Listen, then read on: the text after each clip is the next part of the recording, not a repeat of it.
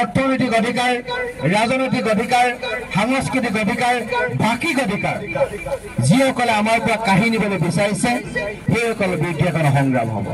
আৰু সেইখন সংগ্ৰাম অসমৰ ইমূৰৰ পৰা সিমূৰলৈ থকা থলগিৰি ৰাইজক লৈ সংগ্ৰাম হ'ব। আৰু সকলোৱে ঐক্যবদ্ধ এটা শুভ লক্ষণ যে অসমৰ ইমূৰৰ পৰা সিমূৰলৈ প্ৰতিটো প্ৰান্তত ৰাইজ কিমান গোট খাইছে এইটো ডাঙৰ কথা নহয়।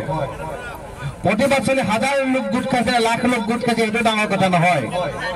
কিন্তু উদ্দেশ্য এটা মহৎ উদ্দেশ্যলৈ যেতিয়া ৰাইজখিনি গোট খাইছে আৰু সকলোৱে যেতিয়া কৈছে যে থলগিৰি ৰাইজৰ অস্তিত্ব ৰক্ষা হ'ব লাগিব, থলগিৰি ৰাইজে অসমীয়াৰ অসমীয়া আহিছে বুলি কোৱাৰ যি পৰিৱেশ, সেই পৰিৱেশ ৰচনা হ'ব লাগিব, তাৰ কাৰণে সংগ্ৰাম হৈছে।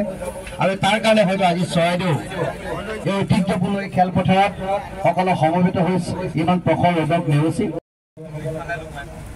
আৰু অসমত আমি অসমীয়া হিচাপে বীৰৰূপে জীয়াই থকাৰ এক পৰিৱেশ ৰচনা কৰিব লাগিব। সেইকাৰণে হয়তো এই প্ৰখৰ ৰ'দকো নেওচি সকলো ইয়াত সমবেত হৈছে। ৰাইজৰ যি জাগৰণ, ৰাইজৰ যি উৎসাহ, ৰাইজৰ যি উদ্দীপনা, তাৰ পৰা আমি এটা কথাই অনুভৱ কৰিব পাৰোঁ যে আজি অসমৰ ইমূৰৰ পৰা সিমূৰলৈ